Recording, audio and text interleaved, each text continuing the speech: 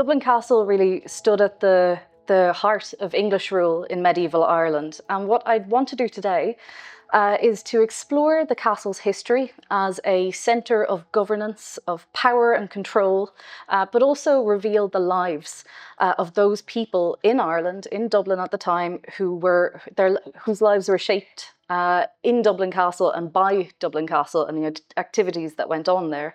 And I want to do this especially through the documents that were created by those parties within Dublin Castle and around it and in the government at that time. Before we get to those records, however, I thought we might set the scene a little bit with an anecdote from one of these sources to give you a flavour of what life was like in medieval Ireland in and around Dublin Castle at that time. I'm going to linger on this image here for a while, but the story that I'm telling is actually drawn from this particular document. So, on the 30th of March, 1444, so we're in the 15th century at this point, within the house of the Friars Minor in Drogheda at the moment, a discussion takes place between James Butler, this is the Earl of Ormond and the Chief Governor of Ireland, between him and members of the King's Council. This included people like Richard Talbot, who was the Archbishop of Dublin at the time, Richard Wogan, the Chancellor of Dublin, or of Ireland rather, men like Christopher Burnwell, Robert Dowdall, these are Chief Justices, they're deputies, the Chief Baron of the Exchequer, the King's Sergeant at Law, so very important figures and officials in the government of Ireland at that time.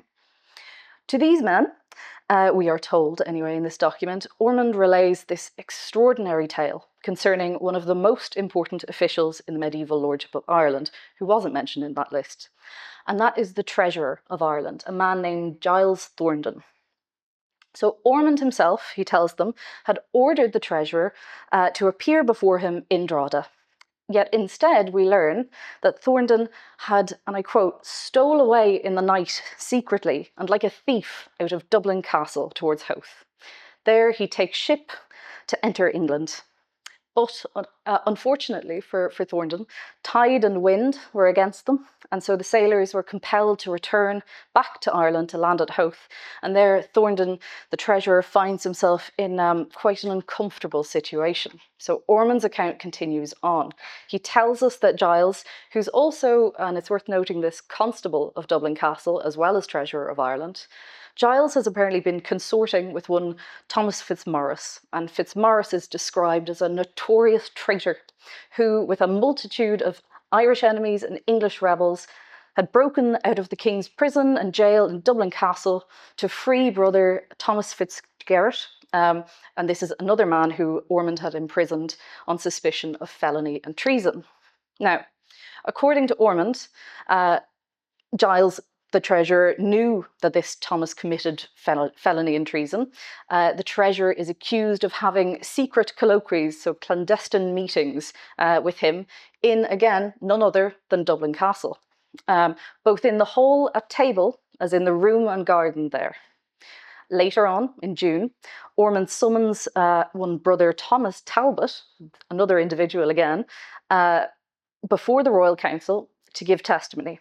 And his testimony is that Thorndon, who's since, in the meantime, been forcibly removed from his office of treasurer, he's been ousted by Ormond, that Thorndon had slandered Ormond during the course of a parliament at Dublin. And according to this account, Brother Thomas had heard Giles say to the Archbishop of Dublin, no less, that he'd stir up rebellion against Ormond. And this culminates in another extraordinary claim that Giles himself, the treasurer, would cut off Ormond's head and bear it in a napkin to the Lord King in England. So this is this is the stuff of high drama, you know. This would make for great TV. Especially when we remember that Thorndon really is, he's a financial bureaucrat at the end of the day. He's kind of known for being more of a stickler for rules at the time than anything else, so these claims are quite extraordinary. What this was, though, was another episode in a long-running feud that was taking place in Ireland at the time. It was between two parties, Ormond and his party on the one side, Talbot, his on the other, and it dominated Irish politics for about 20 years in the 15th century. Before all of this had transpired, this episode that Ormond is relaying, Thorndon had made the grave error of refusing to appoint a key ally of Ormond's as his deputy treasurer. He went on to produce a series of complaints against Ormond's rule. So, Hence, now we understand the Earl's vitriolic campaign to discredit Giles Thornton. And with such serious accusations, I think it's little wonder that Thornton had attempted to abscond to England rather than answer that summons. Ultimately, and it's spoiler alert, he does make it back to England in the end. There he tries to have, or seems to collaborate with others in accusing Ormond of treason, and failing that, necromancy as well. So if that didn't work, the other might. In any case, it looks like poor Giles Thornton never felt inclined to return back in person to Ireland again. Now, what to make of all of this? I think, to go back to the topic of today's talk, this dramatic clash that we see between Giles Thornton and the Earl of Ormond is a great example of where Dublin Castle, its role, its inhabitants, took centre stage in medieval Irish politics. Thornton's desperate attempt to flee from its confines, it really makes us reconsider the role of the castle, so how it functioned, how it shaped people's lives in the Middle Ages. We know, I think, more generally, about Dublin Castle as a place of administration, one where we've seen defining moments in Ireland's past play out. In the Middle Ages, it was, of course, a major symbol of English royal power in Ireland. It was the administrative heart, really, of the Lordship's government. The Irish Exchequer, which Thornton headed as treasurer before he got ousted, was one of two major government departments in the Lordship. And it kind of speaks volumes that the financial powerhouse of the English crown, that's what the Exchequer is, was based in and around Dublin Castle for almost the entire medieval period, barring a brief and unsuccessful, well, not that brief, but an unsuccessful move to Carlow.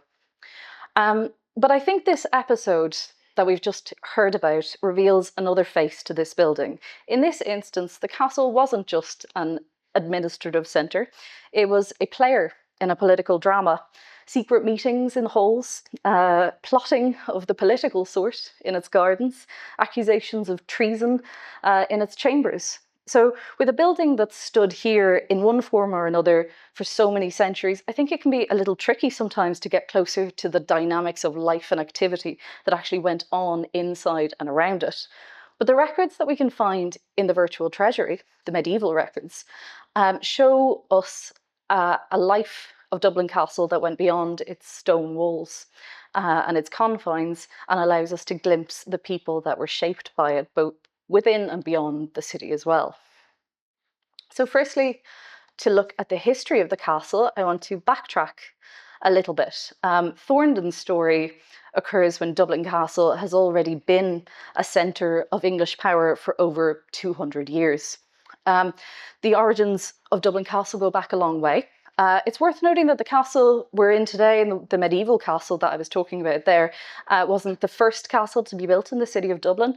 There was an earlier castle predating the arrival of the English, which had survived into the 12th century. Its presence is confirmed in a number of ways, but for one, by a record of rather unfortunate incident in 1194, where a man who was summoned to the castle was struck by a hatchet while standing on the bridge and fell to his death.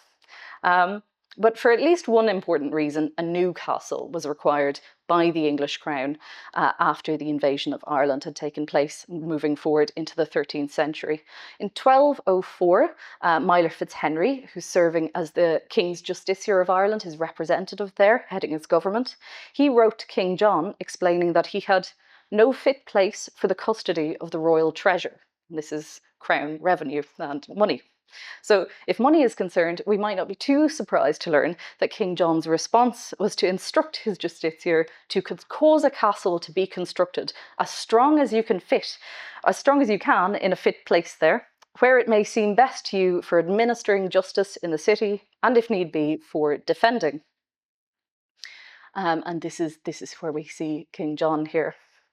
While it came to constructing the castle, however, it wasn't merely as simple as laying foundations. This involved the acquisition of land, and we have evidence in those early days of quite substantial compensation being paid out to, say, local institutions and individuals whose properties and possessions that were pre-existing around that general area where we're seeing Dublin Castle were disrupted. So in 1226, we have the Prior of the Holy Trinity, Christchurch, receiving compensation for lost rents due to buildings destroyed during the fortification of the King's Castle of Dublin.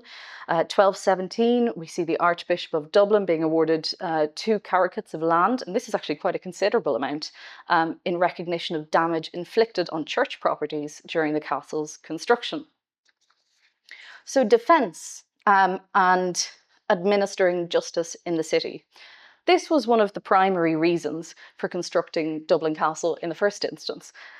These were also the main responsibilities of a ruler in medieval times: defence, justice.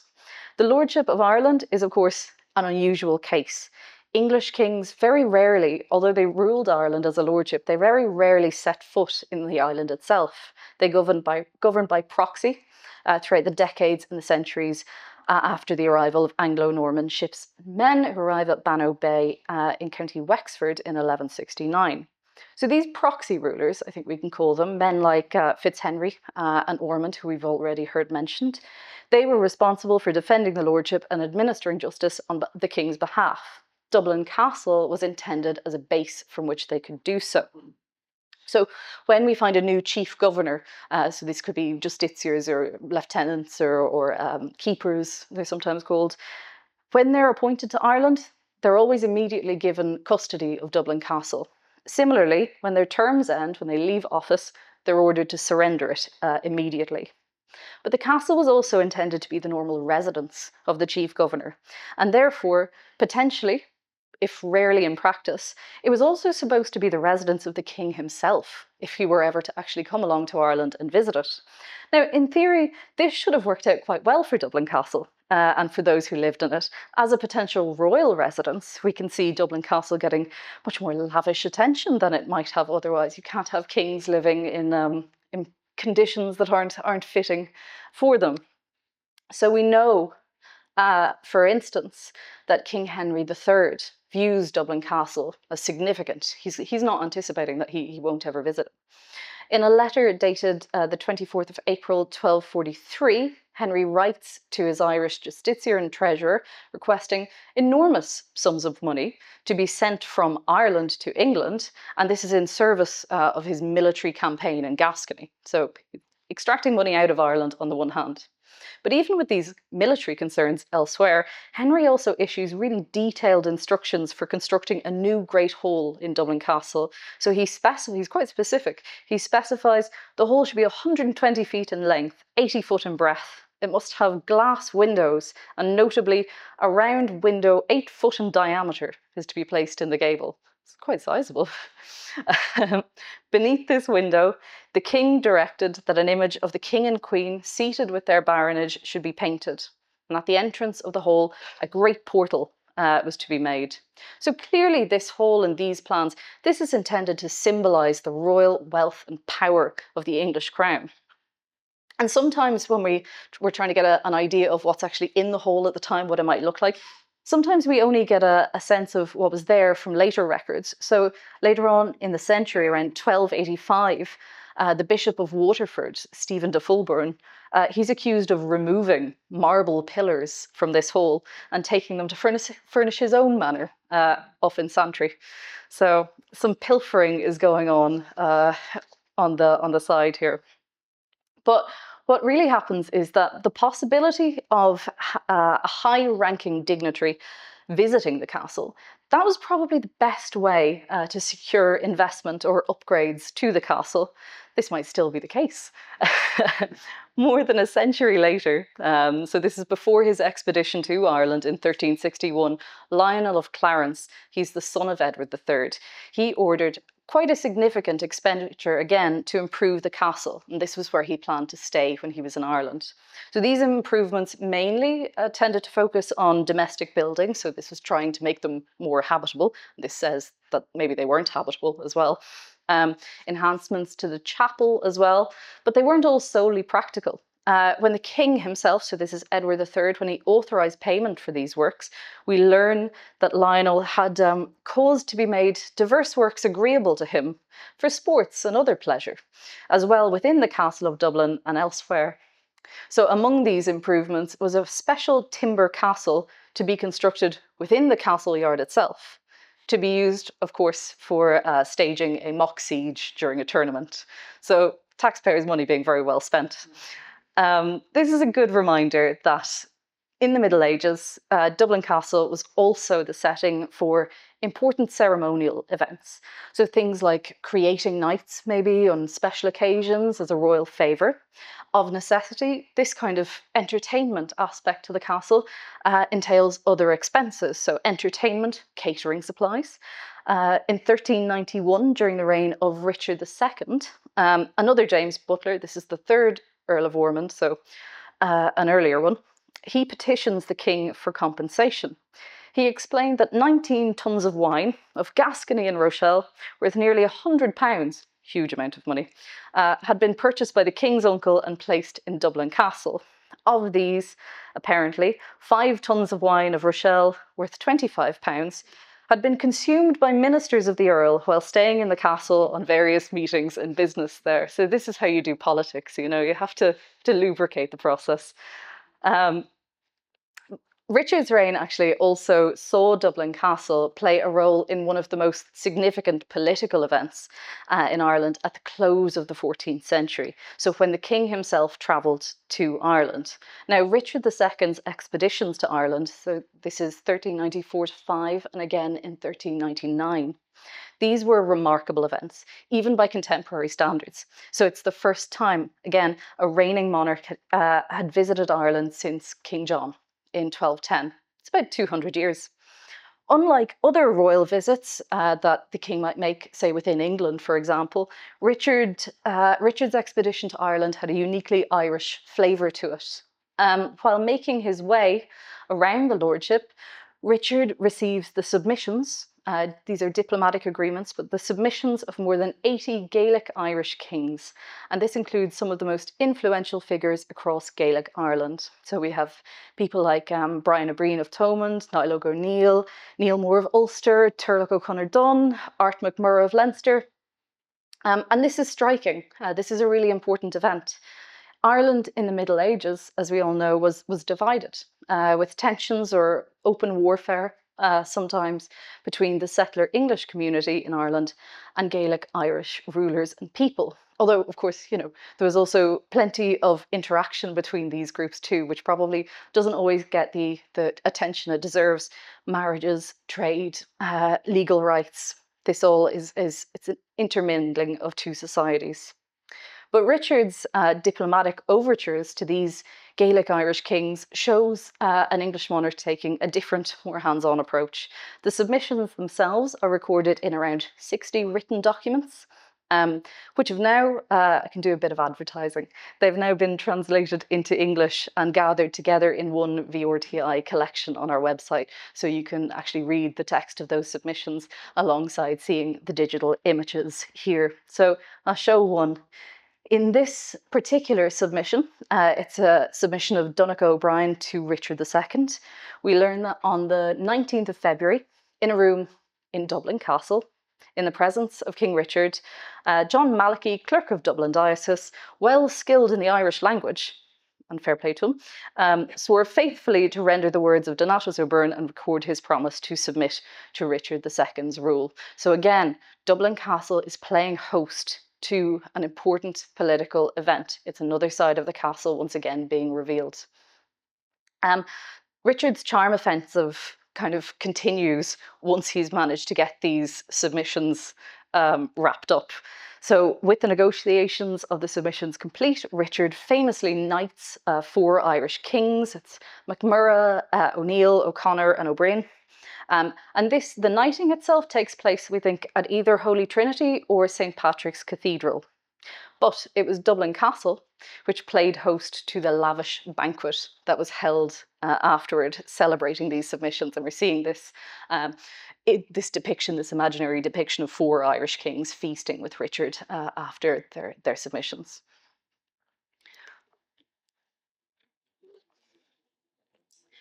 These, however, were really extraordinary occasions. So this is not necessarily par for the course. This is not the norm. In more normal times, the life of the castle was characterized much more so by day-to-day affairs, both in terms of government and in terms of everyday life. And this is what is really reflected most strongly in our records that are contained within the virtual treasury as well, when we're looking at Dublin Castle in the Middle Ages at least.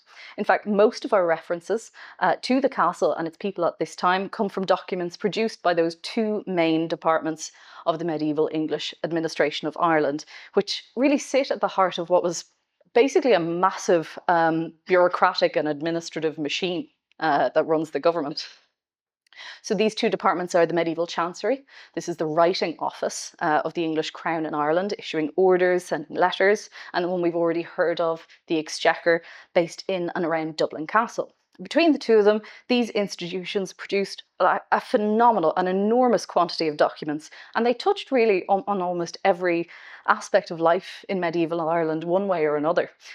Economic and social activity, politics and trade, justice and law. Through that particular lens of English government, however. We have to remember that the PROI was a state archive. It was the archive of English power. So any documents you're kind of seeing there, they're filtered through that particular lens. Now, some of the most interesting details, to my mind, about the castle's life over the medieval period emerge from the records of the exchequer, which was based in the castle or in and around the castle. This isn't surprising. So building the castle, for instance, we've already seen that cost money. And it wasn't a once-off expense. This is what's important to remember. The castle had to be repaired, it had to be maintained, people had to be paid for their work, the people who were employed to do these works or within the castle to keep it running. So our surviving exchequer accounts from this period, they constantly detail payments for everyday kind of expenses, maintenance and repairs. It could be items like a bucket for the well will come up in the exchequer records. It could be repairs to the bakehouse. It could be glass for the windows of the exchequer. Really wide variety of materials. Now, payments for these kinds of works in particular, they're scattered throughout the exchequer records, particularly the issue rolls of the exchequer. These are long parchment rolls which have been transcribed or translated and published in this case by Philomena Connolly's Irish Exchequer Payments. It was published by the Irish Manuscripts Commission. But these are really long parchment rolls. They detail outgoing payments from the Royal Treasury for works or services that the administration of Ireland needed.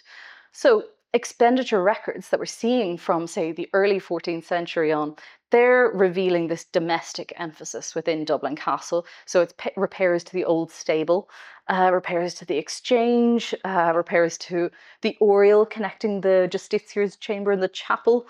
Other types of routine upkeep include fixing the roof and the gutters of the Great Hall, plastering the walls of the chamber near the gate opposite the exchequer. This is where you start to kind of get a sense of what the building itself might look like in these tiny little details that they're giving you. But renovating the kitchen, supplying glass for windows again. There was, however, amidst all of this, a real problem for Dublin Castle throughout the medieval period. The upkeep of the castle requires a regular supply of money, and this money wasn't always very easily forthcoming. So we shouldn't be surprised to find, I think then, over time, the castle starts falling into disrepair. By 1380, the castle is being described in very grim terms as ruined and devastated because of the negligence of the king's ministers who ought to attend to repairs. The king's cousin, Edmund Mortimer, who's the lieutenant at the time, he can't hold a great council, nor a parliament, nor can the rolls and records be safely kept there for their protection, as is customary, to the king's great disgrace and detriment. And after all that work trying to make it habitable and good for all of these events. Unfortunately, this is kind of a running theme. On the 21st of October, 1421, so we're ahead in time a little bit, we hear of a discussion in the council chamber, which is apparently near the exchequer, between the lieutenant and council as to how the Great Hall in Dublin Castle stands in need of a lead roof and repairs. Only 20 marks, this is a very small amount really, are granted to Hugh Bavant, Clerk of the Treasury, to spend on the new roof. A few years later, the problem with cash flow becomes even more apparent. And 1428, John Gray, another lieutenant, he's discussing with his council how the hall within Dublin Castle and its windows are ruined. In order to raise money for this repair, they turn to more inventive methods. We are told that there is in the treasury a certain ancient silver seal which has been cancelled. It was ordained that the seal should be broken and placed on sale, and the money arising from this should be paid to John Corringham to be expended upon the repair of the said hall and windows. So you kind of get a sense of people like rooting around in back pocket for spare change to actually get the money to keep the castle going at this point. So you can see, I think, as well, that unlike other castles within Ireland at the time, the priority with Dublin Castle isn't defence, particularly in its earlier years. Through most of the 13th century, Dublin is effectively surrounded by peaceful territory, free from those threats that we've had heard about earlier, posed by Irish enemies or English rebels. In the later part of the 13th century, things begin to change. We start to see indications in our records of increased conflict between English settlers and the Gaelic Irish. So even those in Dublin Castle, even those in that administrative heartland, begin to feel under threat as the Irish of the Leinster Mountains, the McMurroghs, the O'Connor Failies begin to encroach more on English lands, that kind of buffer zone around Dublin at the time. The threat is actually severe enough that the exchequer houses situated outside the castle walls weren't considered secure anymore. So the issue roll of 1307 records payments for carriage of coffers and bags from the castle to the exchequer and back at various times to avoid danger because of the war in Leinster. And at a later stage, we see a sergeant, crossbowmen employed specifically for the task of guarding the Dublin Exchequer, aiming to avoid and suppress the malice of Irish felons and enemies of the king in the parts of Leinster who are threatening to burn the house of the Exchequer. So there's a current of tension and fear that's percolating around at the time.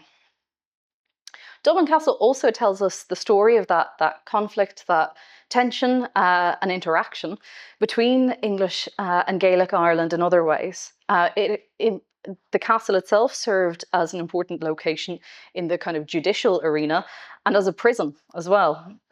Those captured in the course of conflict might well find themselves locked up in Dublin Castle's jail, and they might not ever leave. So in 1371, we have a record of Peter Sherburne, who is apparently, he took by force and arms Fullan Danson, Gilpatrick O'Carroll and Donaldus Simonson, Irish malefactors and disturbers of the peace, and delivered them to safe custody in Dublin Castle, where one of them died.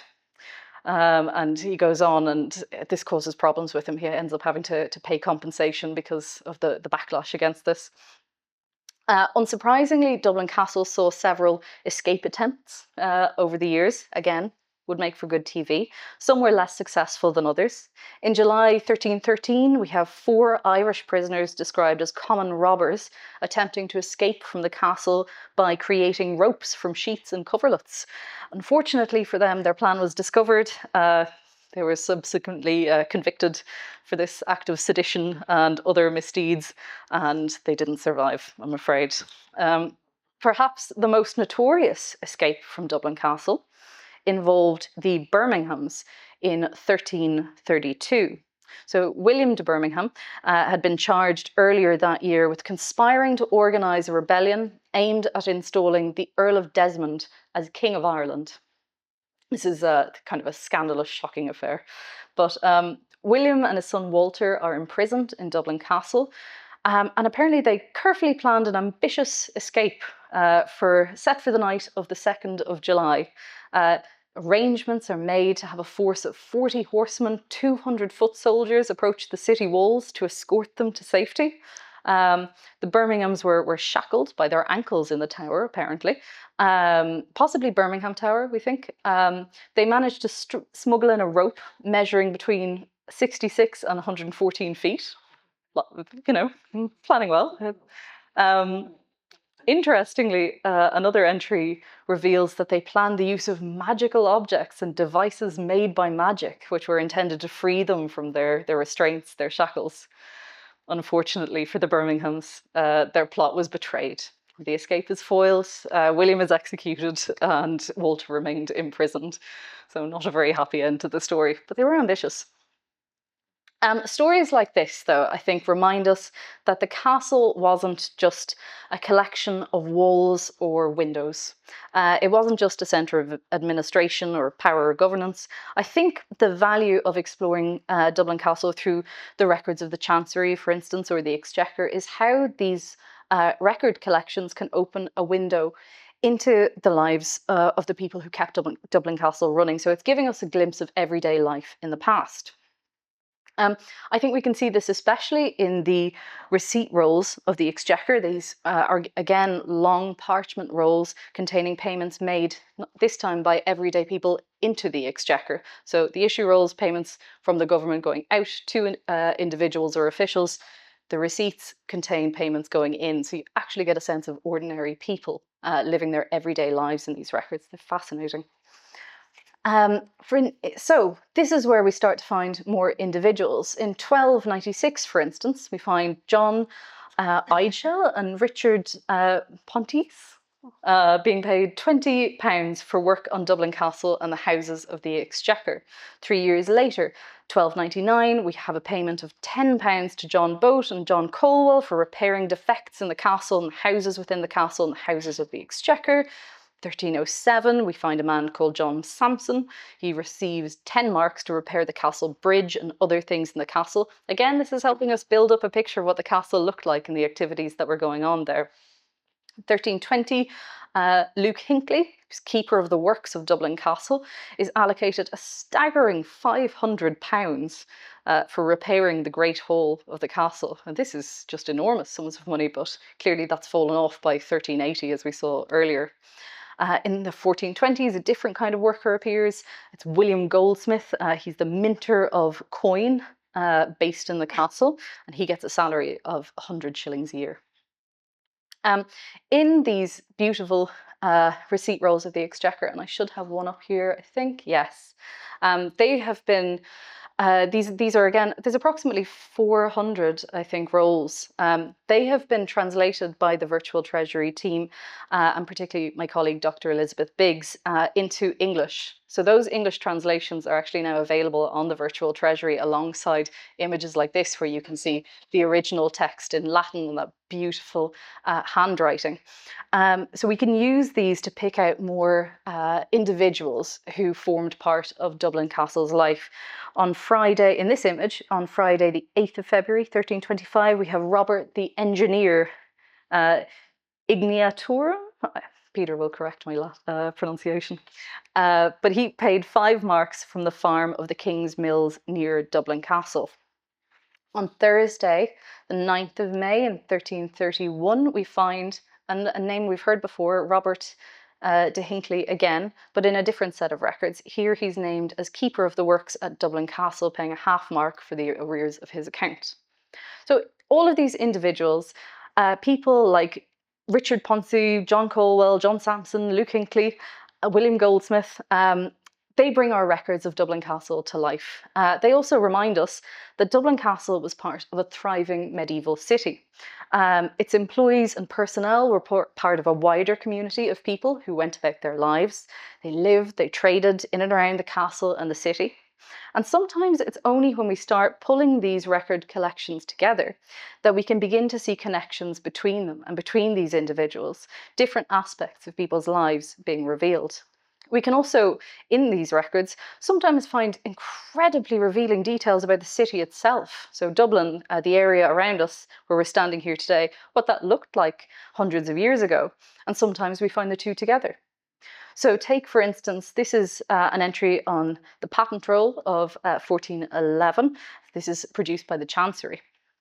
It concerns a grant made to John Corringham. He was a clerk of the Treasury. John is granted a parcel of land called the Castle Ditch, amongst others. It's described as being beneath Dublin Castle, extending in width between said castle to the east as far as a parcel of land called the Sheep's Lane, and in length between the said castle towards the east as far as the highway called the Castle Street toward the north, and from the bridge of the said castle as far as the wall of the city near the tower of the said castle called Birmingham's Tower. It's quite convoluted, but we can actually begin to realise what that looks like by using incredible resources like the medieval map of Dublin Howard Clarke compiled for the Irish Historic Towns Atlas project of the Royal Irish Academy. And so this is kind of zoomed out, but you're just seeing the walls of the city here at the moment. If we zoom in a little bit more closely, we can see Dublin Castle. Towards the top of the screen, just highlighted in yellow, that is Castle Street. If we look towards the bottom of the screen, just kind of in the center there, that yellow one there, that is Sheep Street, not Sheep's Lane, but I think we can kind of infer what's going on. Using these kind of details found in these documents, we can actually start to physically locate the people and their activities in and around Dublin City and kind of bring that aspect of the city to life. So just before I wrap up, and I promise I'm nearly done, I also want to say that I'm very pleased that this year the Virtual Treasury is in partnership with the Royal Irish Academy, is set to reveal another set of digitised records, which are really of incomparable value to those of us who are interested in this kind of detail. These aren't records, in this case, produced by a government institution, but rather by the Medieval Guild of St. Anne, which is based out of St. Alban's Church, but whose members sometimes had very close ties indeed with the people of Dublin Castle. So this collection contains hundreds of parchment deeds with incredible detail on property transactions. So this could be wills, inventories, and most importantly, the people kind of involved in those transactions, the names of the individuals themselves and the people that they were associated with. Now, I just want to pop up one example, but I do hope it gives you a sense of the amazing potential of this resource. It's a transcript of a grant originally made in the reign of Edward III around 1315. But this has been copied a number of years later. The original charter is from Robert, son of Robert Ashburn, citizen of Dublin, to Thomas, son of William de Kent. In this document, we learn that Robert granted Thomas all his tenements with buildings in the city and the suburbs of Dublin. This includes a stone house with cellars in St. Auden's parish at the corner opposite the High Pipe. It includes all his tenements with buildings called Le Ram in High Street, between the tenement of John de Castleknock to the east and the tenement of Henry Marshall to the west, and from the High Street to the north to the Rochelle Street to the south. And he also grants a tenement with buildings in St. Thomas Street in the suburbs between the tenement of Thomas de Coventry and the tenement formerly of Thomas de Isham. So a list of witnesses, in addition to this, to the original charter is included, but we also have a list of witnesses to the copy this transcript was made. The transcript was made for Nicholas Bishop. Included in this list of witnesses were the Mayor of Dublin, Provosts of Dublin, and others. The same Luke de Hinckley, who we've encountered in a number of other record collections as well. And this isn't like an important figure. This is, a fairly low level official, I guess you could say, in Dublin at the time. But he's cropping up in multiple sets of documents now. So in using these records, I think it's startling now that we're seeing them being pulled together within the collections of the Virtual Record Treasury, what patterns and connections are beginning to emerge in ways that we really haven't seen before. I think this has the potential to transform the way we could see places like Dublin Castle and medieval Dublin, bringing to life, I guess, to those people and institutions in our distant past. This is only a tiny, tiny snapshot of the medieval material in the Virtual Record Treasury. It now amounts to, I think that I'm correct in saying, the largest collection of materials for the history of medieval Ireland anywhere in the world. We're still adding to those collections, so I do encourage you, by way of signing off, to find out for yourselves, discover and explore them. And yes, more to come. Thank you.